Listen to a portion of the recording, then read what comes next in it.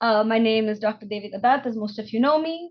Some of you don't. I'm a lecturer in the Department of International Development, and I'm basically the organizer of this seminar series in which our department takes a very broad view of development, as do most departments of development studies, and therefore we try to have discussions about new research related to issues of development. And in that vein, I'm very excited today to welcome Dr. Sejuti Das Gupta to discuss her book on class politics and agrarian policies in post-liberalisation India. To introduce our speaker very quickly, Dr. Das Gupta is an assistant professor in comparative cultures and politics in the James Madison University, in the James Madison College, Michigan State University. She completed her doctoral studies at SOAS, University of London, as a Felix Scholar. Her areas of interest are capitalism, colonialism, agrarian political economy, public policy, class, caste, and state-society interactions. All things we loved in this department. She's trained in political science. She shifted to development studies to conduct interdisciplinary research. She stayed trained in empirical research, and her core interest is to contribute towards combining theory and practice for a better understanding of social science. She has worked at the grassroots level in India on issues of mining, land acquisition, and displacement. So all to say, we're very excited to welcome you here, and I'll hand it over to you. So you'll have about 45 minutes to speak, and then we'll just open it up for questions. Please stay, there's a wine reception afterwards, even though it's not here, it's in an adjacent room. So if the conversation flows over, we can just continue this conversation over wine. All right, without further ado, Dr. So much. So I am here. This book is going to be the second edition that's supposed to come up in 2024. But to give you a little bit of background, this book had actually come out in 2019. And just to share with so many of us who are still lecturers, there were more than 600 errors in the book. And it was Cambridge. So I had to go back and fight it out with them. And because, you know, the first book, the first monograph of yours with 600 errors, what it can do to your career, they wouldn't get convinced, I wouldn't get convinced, and then the farmer movement started in India. In 2020, in 2021, we reached a settlement that, okay, if you rewrite the introduction and the conclusion, thinking about the farmer movement and what your fieldwork contributes to thinking about it, maybe we can do a second edition. Between 2020 and now, I have not presented on the book formally because I was so uncomfortable taking it to people. So this is my, the second birth of my book. And it is now going to come out in April, and hopefully there are not 600 errors anymore. But it's been an uphill task, and that's my sharing with all of you that publishing is not a blind game. We need to be super careful, and if possible, take terms off if we can to make sure that what they're producing is what we're writing. So I have multiple people who are friends and family in the audience. The journalist Amit Roy is actually my mother's elder cousin. So he's not just a journalist, and it's very exciting to be back in this audience. So the way I've organized the talk today is, as the book suggests, there are three things that are happening. There are three things that are happening in the book. It talks about class and class relations. It talks about agrarian policies, land acquisition policies, and a little bit about Panchayati Raj policies. And it talks about the larger politics of India. So I have tried to break it in those key three themes that the name suggested the book is about. And this book, as is often, is a critique of Marxists, that we have a very northern or global north lens through which we try to study the global south countries. But the book has been heavily informed by empirical study. So we are going to take from the empirical observations and then build into the more conceptual categories. So the empirical findings, there were over 150 interviews, which were all qualitative. And then there was also quantitative data, which I looked at to understand, to make sense of the qualitative data. And then trying to understand who constitutes the agrarian proprietary class. And you will see by the end of it why this was an interesting question. And when I'm saying the agrarian proprietary class, I'm not saying where is the surplus coming from, The more important question is, what are they doing with the surplus that they're generating? So how are they investing the surplus is a central thing. And with that, I went on to thinking about the bigger picture of the political economy of India, the class-state relations. And there I actually reflect to a very classic by Pranab Bardhan, where he talks about the class-state relations. I reflect on that to kind of understand what has changed, if anything, after the post-liberalization period. The period under study starts from 2004 and kind of ends at 2013. This is the period, if we recall, in 2004, it was the Great India Shining campaign. There was a lot of focus on urban India. The National Democratic Alliance came out and said that urban India is shining. But soon after, they got defeated in the general elections. So that is a pivotal moment that I take to understand what changes in terms of the BJP policies on the ground. And one of the explanations for the loss of BJP in 2004 was actually that the rural voters were not happy with the BJP policies. So did the BJP actually do something with their state policies? And because agriculture is a state subject in India, therefore I took 3 states where BJP was in power. Gujarat in the west, Chhattisgarh in the center, and Karnataka in the south. These are the 3 states where BJP was in power post 2004. In Karnataka, there are intermittent periods when Congress was also in power, but for the longer period, it was BJP rule. And by looking at the empirical situation of what kind of class relations are emerging, particularly among the agrarian proprietary class, I go back to see or understand how they could be linked to the policies that are being proposed by the state governments. So that is kind of where I started the research. The reason for choosing the 3 states, the commonality that I took was the BJP rule. But the difference among the 3 states was that in some way these 3 states were in 3 different stages of development. Chhattisgarh is a primarily agriculturally driven economy. It is a very newly formed state. It was only formed in 2000, followed by Gujarat, which has a robust manufacturing sector, not as big a service sector, followed by Karnataka, which thanks to Bangalore has a huge service sector dominated primarily by IT, but they also have education and real estate, which are 2 very service sectors. And so I also tried to kind of see if the development is slightly different, but the political party is similar. Are the results very similar, or does something different happen on the ground?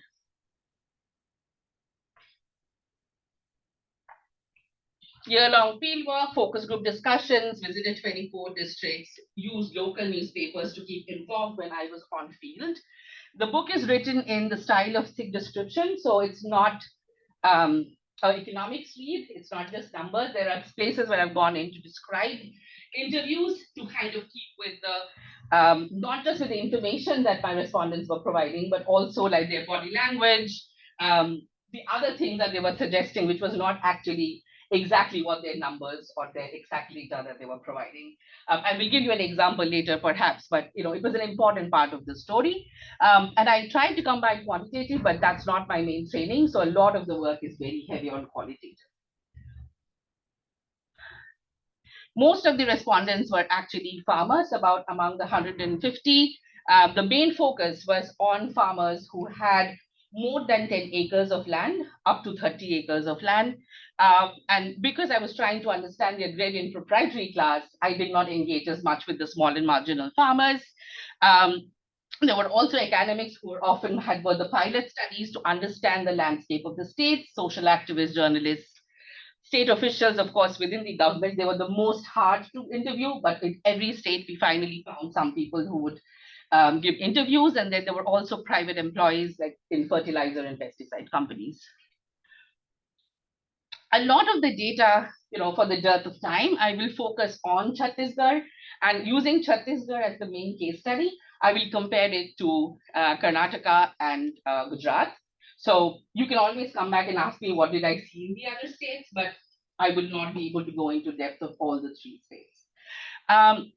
When I am doing fieldwork, this is 2011, but there are a lot of people who have said that in the Maoist insurgency affected parts of Chhattisgarh. One of the reasons people study or don't study Chhattisgarh is because of Maoist insurgency. And they say that it's a completely state has no intervention in those parts of Chhattisgarh. But this is in the very deep parts of where the Maoist insurgencies are. And in the field, I saw multiple houses which would have the BJP symbol on it to just signify that it's not that the state is not being able to penetrate even the deepest corners of Chhattisgarh, which otherwise are seen as stateless or completely out of the control of the government. So with that, let's now move into the data. So when I say the agrarian capitalist class, I did not have a clear understanding of what I am going to see. Of course, I was trying to study capital. I was expecting some of these big farmers to be the big players. But as I went into the field, I saw various different phenomena which could not be captured just in the word agrarian capitalist class. And within that, therefore, I needed to think about these various fractions which had slightly different relationship to capital, had different sources of exploitation through which they were generating the capital, and they were also investing it in different ways. Big farmer, capitalist farmer, landlord, and gentleman farmers. The last category, I will also tell you that that's not the best categorization, and I'll show you why. So to give you the stories, so this is Chhattisgarh when I'm going in the west of Chhattisgarh. So if you look at the state, Chhattisgarh basically has Raipur, which is the capital right in the center. And when I say west, it is those districts which are towards Mumbai, and on the east are those which are towards Kolkata. So it's almost like Raipur is at the center, and there are two kinds of development happening in the west and the east of Raipur. So in the west, I saw multiple districts, for instance, Durg, where there was a huge adoption of commercial cropping. And among commercial cropping, there was soybean, there was sugar, there was even vegetables which are coming up, and there was a significant adoption of high yielding variety. Mind you, Chhattisgarh is not a green revolution state. So when I say high yielding variety, it hasn't had these from the 1970s. So these are new varieties that are coming in. It's fun. Okay. Then Bemitara is a district which is right next to Durg, where I see actually a lot of vegetable cultivation commercially being grown. But the people or the farmers who are growing that are not indigenously, they are not from Chhattisgarh. They are actually from Haryana. And they have moved from Haryana with their tractors and all their machinery, and they've bought these huge tracts of land and converted those pieces of land into gated farmhouses, and they're growing these very high-end broccoli and capsicum and things that can be exported into the urban markets. There are also prevalence in instances of these gentleman farmers who are relatively newly coming in. So people like me, if I have an urban job, if I have some extra capital, I could go and want to buy up some land and start a nursery. So there are people who are professionals and people who are from the very, very urban middle class bureaucracies who are coming into this. So when you look at the western side, there's a peculiar kind of commercial cropping where you have a prevalence of capitalist farmers who are trying to get surplus out of agricultural production. But when you go to the east, you see a prevalence of a very different kind of agrarian capitalist class. Here, they are not transitioning into commercial crops. They are primarily sticking to paddy. The period when I'm doing field work, Chhattisgarh is actually gets the award for being the paddy bowl of India. So it's the largest producer of paddy in all of India. And in this part, in the eastern districts, there are farmers who are sticking to the old kinds of agriculture.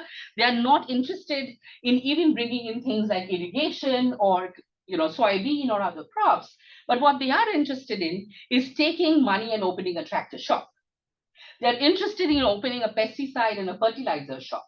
They're interested in going into money lending. And these are ways in which they are trying to extract surplus, not directly from production, but from these secondary relations, which are outside directly production. And when you talk to them and you tell them that, just 100 kilometers away, there are people who are doing commercial agriculture, they're like, no, that is not for us. We want to stick to paddy. This is a stable source of income, but we definitely want the profits, but we'll do these other things for it. As I told you the story about the Jat farmers, who are coming in from Haryana and are occupying these huge farmhouses in Durg. This is the other part of that story. So this is the woman who actually is one of the many people who lost their land to the Jat farmers. So her husband was killed when they were acquiring the land, and she did not know any other. She did not have any other skill set. So when I'm doing field work, she lives inside this one of these gated farmhouses as a worker, and they basically have built these worker quarters where these people who have lost their land to the Jat farmers are actually living there and working as kind of bonded laborers for exactly those producers. So you can see kind of, the gap between the rich and poor is in some places are very obvious.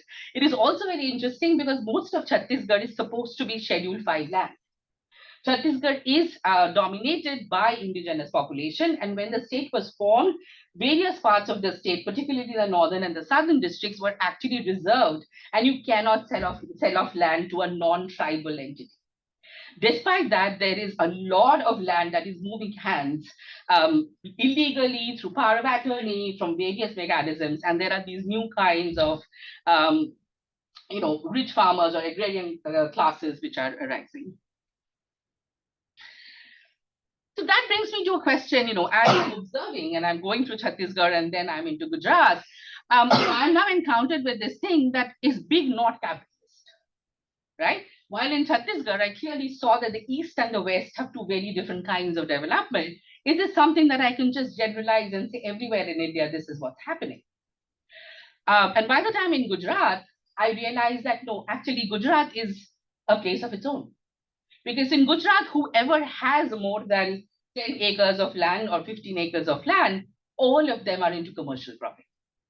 All of them, even if they have these secondary ways of exploitation and accumulation, they are also investing in agriculture itself. In many cases, they are also trying to generate surplus and come back and buy more land and grow their pieces of holding so that they can have better agricultural production. So in case of Chhattisgarh, the big farmer and the capitalist farmer are two different fractions. But in case of Gujarat, these two are actually overlapping fractions. By the time we go to Karnataka, again, these are two different fractions. In Karnataka, the division is between north and the south. The northern districts of Karnataka have a peculiar kind of a more semi-feudal kind of an arrangement. And there you see that the farmers are not as keen to go into commercial farming. So they're sticking with the old kinds and old crops.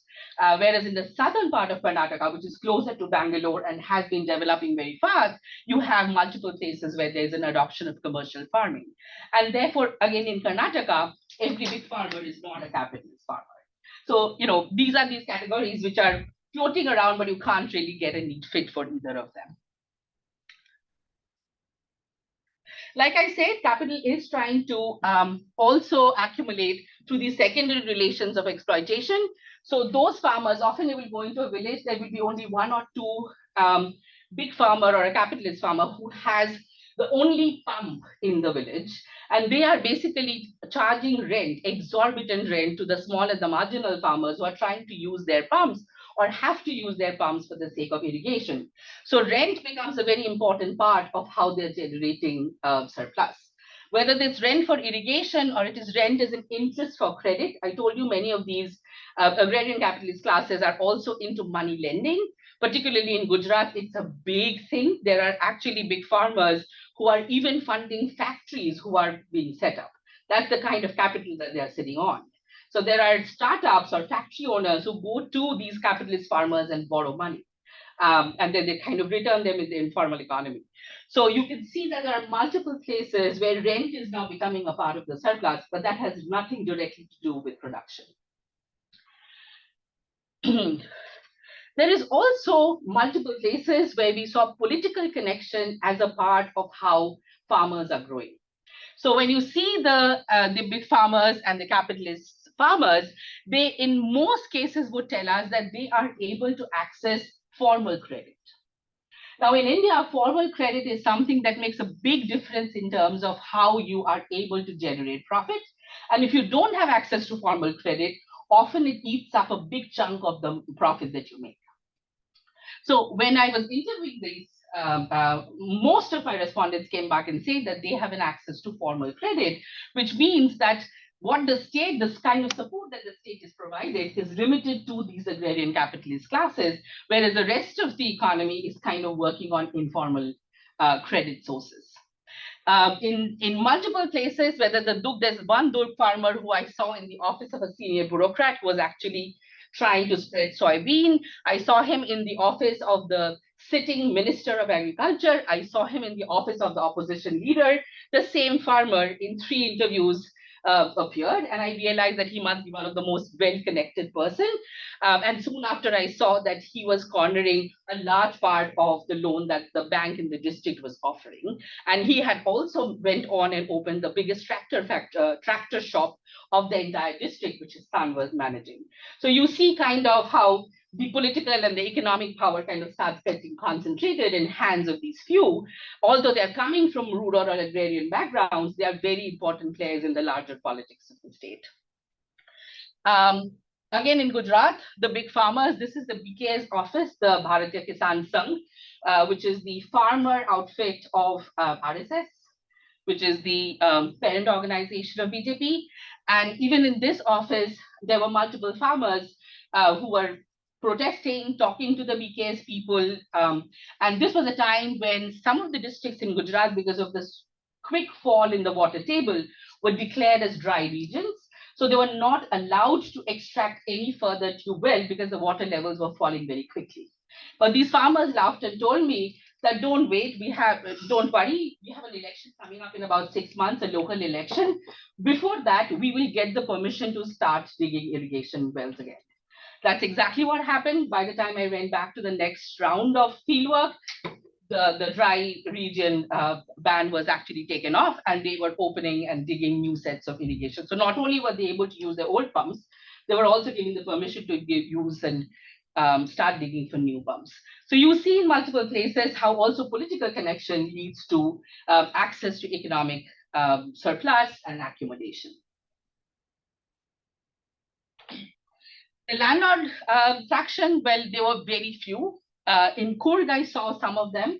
Coorg is a hilly region in Karnataka, and you see the vestiges of the landlord class there. So they are absentee. They live in Mumbai, Bangalore, Dubai, London. They are not local at all, and their entire relationship to agriculture is extraction. So they maybe come once a year, collect some rent, live in the farmhouse, and they go back. They are, in that sense, in terms of the economic production cycle, they are not important at all. They all have a life outside agriculture completely. But politically, they do command a lot of importance because a lot of these people are very senior bureaucrats in the country. And socially also, they are very important because they often come from the Lingayats and the Vokaligas, which are two of the most important caste groups within the agrarian capital. Coming to the last subcategory of agrarian capitalist class, the gentleman farmers. This was a peculiar thing that I saw right at the end of my fieldwork. The gentleman farmers are those, like I told you, people like me or a civic bureaucrat who have no connection to farming, who have never been, or traditionally their families have never been into agriculture, but they are now interested in coming and setting up these farmhouses. And they are occupying some of the most premium land of India, whether it is the Bombay-Surat highway, or it is the Bangalore-Mysore highway, or it is the Delhi-Noida highway, some of the most premium pieces of land of India. You have these mushrooming of farmhouses and orchards, and they are almost 4 out of 5 times occupied by these people who are traditionally not from farming backgrounds. When I saw them for the first time during my fieldwork, and this was really at the tail end of my fieldwork, most of them people whom I encountered was actually men, and which is why I came up with the name that they are gentlemen farmers. And they, of course, challenge a lot of our understanding about how agriculture moves, because we have traditionally read that people move from agriculture to non-agriculture. You don't tend not to move from non-agriculture back into agriculture. So what we saw was actually very intriguing.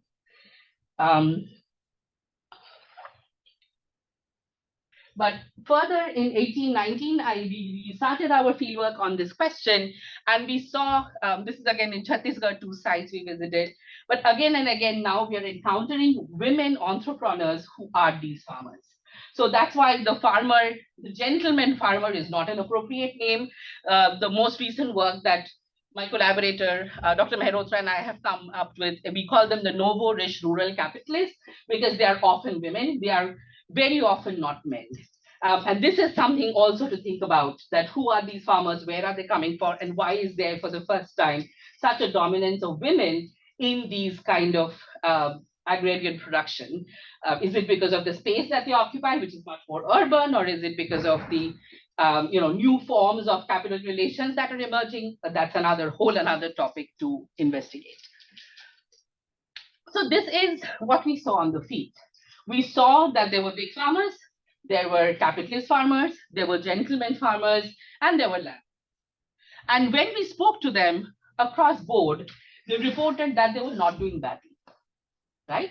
Either they were having profitable agriculture, or they were discovering these other routes, whether it's rent from irrigation, or it is running a new farmhouse, or it is just using their old house as a farmhouse and making it a tourism spot, but they were all generating surplus, right? And that kind of, and this is a fieldwork in 2011 and 12, which then, as a political scientist, I wanted to question, what is it about the policy regime under which this is happening, where while we have been reading from 1997 onwards that India has an agrarian crisis, and India has an agrarian crisis, there's no denying that we have seen unprecedented levels of farmer suicides, we have seen unprecedented levels of poverty, we have seen people being forced to give up agriculture as their livelihood. But at the top, something else seems to be going on. And it might, sound like a conjecture or too far of a correlation, but I looked at the policies and I saw, in some ways, the policies between 1997 and 2004 have a peculiar character where the state, both the federal state and the regional states, are talking about complete withdrawal from the agrarian sector. But come 2004, not exactly 2004. You can see some of this from 2002 onwards. And after the fall of the NDA, that the fact that the BJP does not get re-elected, and in the general elections, they have a resounding defeat, you see kind of a change in the tone and the character of the agrarian policies. The agrarian policies now start saying that no, the state should not entirely remove itself from agricultural production. Instead, there are these particular policies which are important for the farmers, which we will support. So again, a large question. In the globalization era, the big literature has pointed out the state is going to secede and the market is going to come and play in. But we see post 2004 that the state comes back and actively starts supporting certain initiatives of the farmers. So for instance, certain commercial crops gets a lot of subsidy. Greenhouses, sprinkler irrigation, which are all for these high value crops, like the farmhouses and the orchard, get a huge subsidy. There is a lot of support, not for public irrigation, but for private irrigation. There's up to 50%. Some states even give up to 75% subsidy. There's a return of subsidy on fertilizers. And therefore, it kind of starts going against the neoliberal understanding that the state is not going to be in anything. And so we see that there's a huge refocus on mechanization. There is a focus on high value crops. There are subsidies and hybrid crops and fertilizers. And there is also conversations about second green revolution. And of course, both Chhattisgarh and Karnataka have not had their first green revolution. So for them, the conversation is about first green revolution. But we see that the state is taking a very active stance about what kind of policies should it take up for the agricultural sector. So as I was looking at the policies, it became a very important question for me to go and ask the sitting politicians and the bureaucrats that who, according to them, are going to be the drivers of this agricultural growth. If they are putting in money for subsidy, they must be seeing some kind of growth coming out of it. And as I started interviewing the farmers, I mean, the Chhattisgarh Agrovision document 2010 is actually the most jarring because they say that About 30% of the farmers own 70% of the agricultural land, and the state would immediately focus on them to maximize the impact of its schemes. The flip side of this is that the 70% of the farmers who own 30% of the land are not going to be benefiting from the schemes of the government, right? And when I started talking to them, they clearly said that we are in support of progressive farmers, we are in support of capable farmers. And what it really meant is that those who can share the other part of the private investment will be the farmers that they are going to support, right? This is also a period while I'm in field work that the government takes out these huge banners of paddy brings poverty. And mind you that Chhattisgarh has its own indigenous variety of 118 kinds of rice. Some indigenous, some not indigenous, but it has had a very rich set of rice production. And by saying that paddy brings poverty, there's a huge pushback against those farmers who have traditionally been growing rice. So are they supposed to all move into commercial farming? Are they supposed to give up their land and do something else? It is not clear. But such kind of disincentive for certain crops and a huge incentive for the other crops was very, very obvious in the Chhattisgarh politics. In case of Gujarat, the bureaucrat was far more hesitant to talk. Of course, this is the time by which time Mr. Modi is already the chief minister, and they are very wary of people like us. I was in JU before I came to SOAS. So the moment they look us up and they see we are from JU, they are not very keen to talk to us. JU has kind of a bad name in India for very good reason. But eventually there was one person who agreed to talk to me, and he said that, why don't you understand that this is about a partnership between the state and the farmer? And when I say capable farmers, I'm not saying that we are against or we are biased against anybody. But the fact is that if you're not capable of putting in the 1 crore, we cannot help you. And 1 crore is a figure which is unthinkable for 85% of Indian farmers. I don't even know how many zeros 1 crore has though, but 7? No. 7. I think 7, yeah. So, there were things that they started saying which were very disturbing, but it was clearly a push towards a very peculiar kind of capitalist, high value crop, commercial kind of agriculture, where the other farmers had very little role to play. Interviews after interviews, people would talk about how the Kisan is only those who suffer due to increased wages of laborers. So when I would ask them, so who is the Kisan that you make policies for? They would be like, the worst thing that's affecting Kisan meaning farmer, is the cost of labor. And then I would be like, but what about the Kisan who also work as laborer? And they would be like, no, they are laborers. And Kisan is the one who employs the laborer. So, while this was, they are not Marxists, why should they be? But it was very clear that they were talking about that group of farmers who had the capital, the control on the capital, and they were the focus. This is something you also see in the RSS manifesto, how the future of India is about commercialization and quickly adopting high value crops. That is going to be the way forward for Indian agriculture. And this is something that is not absolutely new. It's not like this happens for the first time in 2004 onwards. This is something that has been pointed out by Byers in 1981, has been pointed out by Cliver in 1972 about Green Revolution, and Dubash and Ramachandran actually point out this about the post-liberalization policies as well. And therefore, these new policies since 2004, did they have homogeneous impact for all the farmers that we were talking about? Clearly, no. If you had access to irrigation, if you had access to a second source of surplus, if you had access to capital, if you had access to knowledge, all of these inequities were feeding into who were benefiting from these new sets of policies. And whether it's mechanization or high value crops or subsidies, these were not evenly reaching out. And given it was already a very uneven economic structure, these kind of policies kind of fed into the inequality and made the inequality worse. And I would argue that it pushed it to a point where there was, I cannot put a figure on it, but the top 10 or 15 or 20% gained disproportionately, and that pushed the rest of the 85% further down and created a huge wage between what you call the agrarian proprietary class and the rest. So in the name of Indian farmers, everybody is an Indian farmer. Here is someone who used to be in Gujarat. He was a farmer. He also had a lot of cattle. And because the Nirma plant came up in the common grazing land where his cattle used to graze, they first lost the grazing land. And after that, subsequently, because of the pollution that came out of the industry, they also lost the agricultural land. And therefore, now he's like a migrant worker who works in the urban areas. And on that side, of course, you hopefully know who this is. These are the Ambanis, who are also farmers. And in Gujarat, there are huge mangroves, huge pieces of agricultural land that they have been gaining. And all the income that comes for both these sets of people are non-taxable because they fall under the same kind of agrarian policy. And agricultural income in India is not taxed.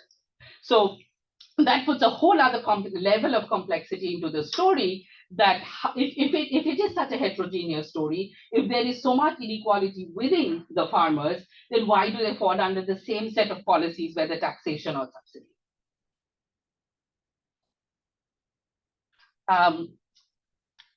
There is also, in all the three states, I saw land acquisition happening. So the farmer story that I just told you is about Nirma in Rajkot, where they had the grazing land and they had lost access to their land. So in this case, while you have these large industries which are coming in to take land, often if you go a little deeper into the story, it is these agrarian capitalist classes who are the land brokers. So when you have a new company or a new project coming in, it's not like they come and buy the land directly from the small and marginal farmers. In most cases, it is these well-connected, economically, politically, socially well-connected class of farmers who act as the land brokers, and there also they get a cut from each of the land transactions, and that adds to the surplus that they are generating, which makes the story even more complex. This figure, like I told you, is from my fieldwork era, but Gujarat is the only state where we actually see an increase in large holdings. This is unlike anywhere else in India. Between 2005 and 2011, in Gujarat, we see a rise in large holdings. So like I say, in Gujarat, capitalist agriculture was a real thing, and people were actually trying to take surplus and buy more piece of land because they saw agriculture as a profitable enterprise.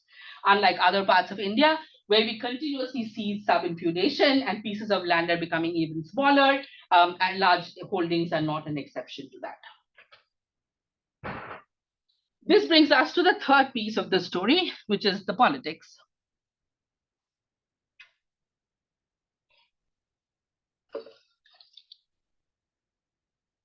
3 more minutes and we will wrap up. Take your time. So, if it is about this economic and political phenomena of differentiation within the class that is happening, we kind of correlated it to a change of policies that are happening on the ground, which arguably are benefiting a certain class of farmers. What does it mean for the larger politics of these states? Is the politics of the state where it used to be, or is something really changing? So if we look at any literature for this period where they're trying to talk about the role of capital or the capitalist class, there has been a wide recognition that the industrial capitalist class has had an undue advantage in this period of time in India, right? And that is something that I also saw across the fields. In Chhattisgarh, for instance, people would repeatedly say something like Agarwal Bhagwan hai. Agarwals are gods. And Agarwal is the Marwari group from the western state of Rajasthan who have come into Chhattisgarh about 50 or 60 years ago, originally like silk traders.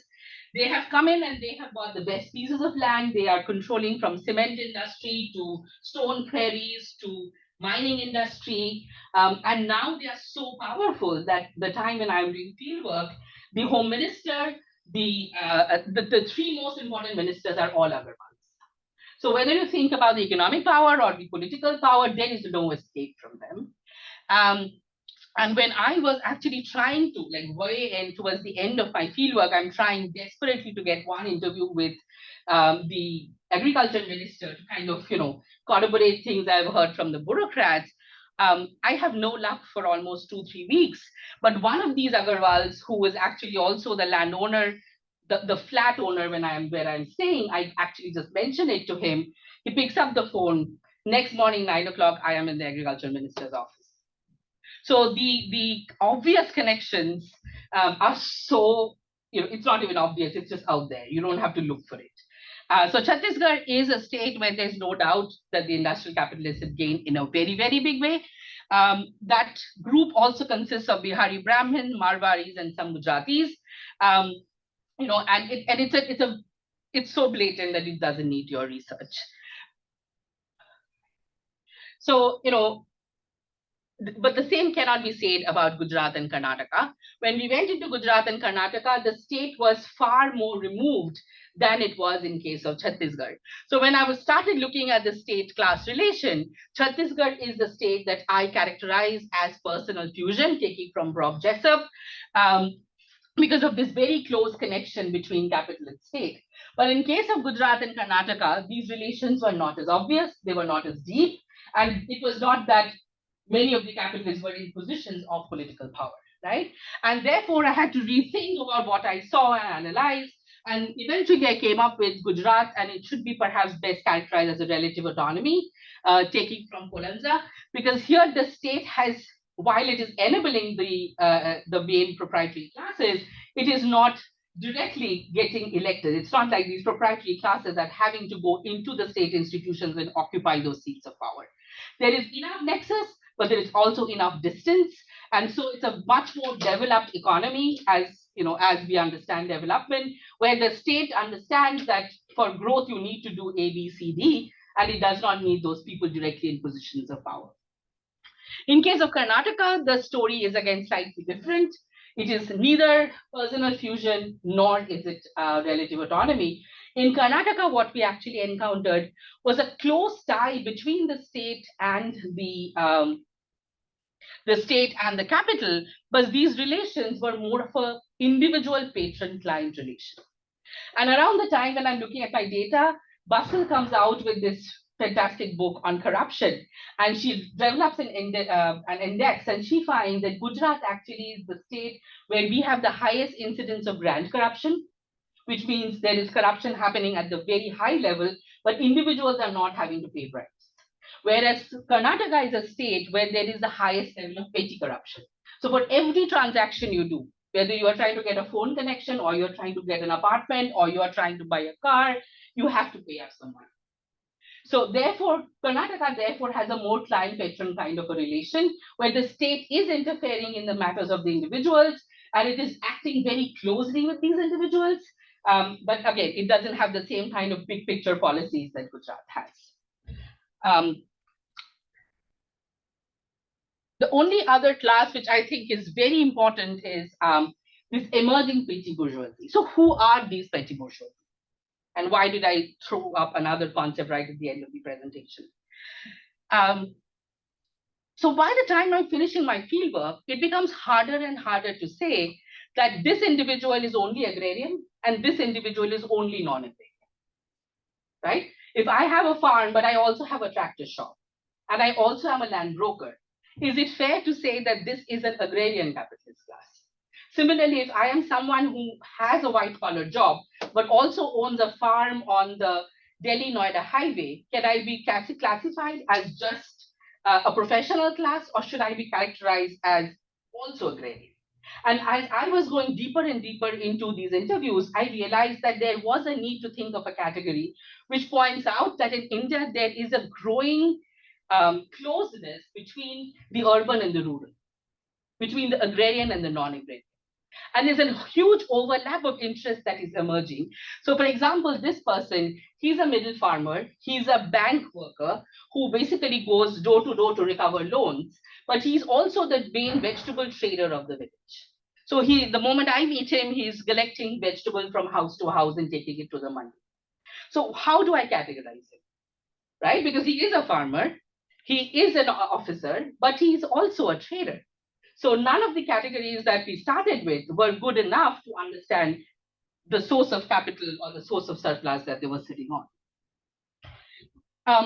And therefore, this is what Vardhan had told us in 1980s, that India has three proprietary classes: the professionals, the rich farmers, and the industrial capitalists. And these three classes are distinct classes. They have three distinct sets of demands from the state, and the state is being pulled in three different directions. The state doesn't know whether it should subsidize the professionals first, so give them pensions and giving them DNS allowances, or they should give subsidies to the farmers for their seeds, etc., or they should be subsidizing the industrial production first. But the emergent picture from the fieldwork and the kind of story that I took you through, I think India right now is in a phase where these classes are not distinct anymore. A lot of overlap exists among these classes, where you could be a landlord, but you also have a formal bureaucracy job, but you also have a child who studies abroad and is bringing back remittance money, and you are investing that into India in a new farmhouse. So, the overlap of interest between the rich farmers, between the professionals, that's what is being captured by talking about the petty bourgeoisie, who are, in some sense gaining much more from the state, sometimes gaining much more from the market, but they are in everywhere and they are trying to gain from multiple sources of capital. Like I said, this work is interdisciplinary in scope. So these are the scholars that I have worked with from political science, from political economy. I tried to bring them together to kind of understand the larger political economy of India between 2004 and 2014. And this is the only new thing perhaps that I've added in the new edition. Inequality has grown in India. That is something that every report is showing. And in keeping with the trend, inequality in the agrarian sector has also grown. So while it is true that there is an agrarian crisis, the agrarian crisis is not evenly or homogeneously impacting everybody who is a part of the agrarian sector. Some people are doing much better than the others, and therefore the others are really knee-deep in poverty and unequal conditions. The state has played a role here. However, we take the correlation, but the role of the state is very obvious, whether the state is directly interfering or interfering as a patron or interfering as an enabler. But the state is back in action post 2004. And I think we see some of that again in 2020, when the state is again trying to take very big steps to move the agrarian sector. The cohesion or the coming together of the agrarian or the non-agrarian sector is also something we need to understand. Whether you talk about the petty bourgeoisie or you talk about the gentleman farmers, we see again and again an overlap of interest between the urban and the rural, which makes the powerful even more powerful, and therefore makes the rest of us much weaker and much more scattered. And that's something to understand when you think about a protest, or you think about a change, or you think about a social movement. And in this kind of a situation where the economic structure is so deeply divided, both along caste and class lines, it would be very unlikely for one farmer movement to be able to throw a government like Mr. Modi's in the current era. So I would predict that in 2024, the farmer movement is not going to do the magic that it did in 2020 and 2021. And with that, this talk is over.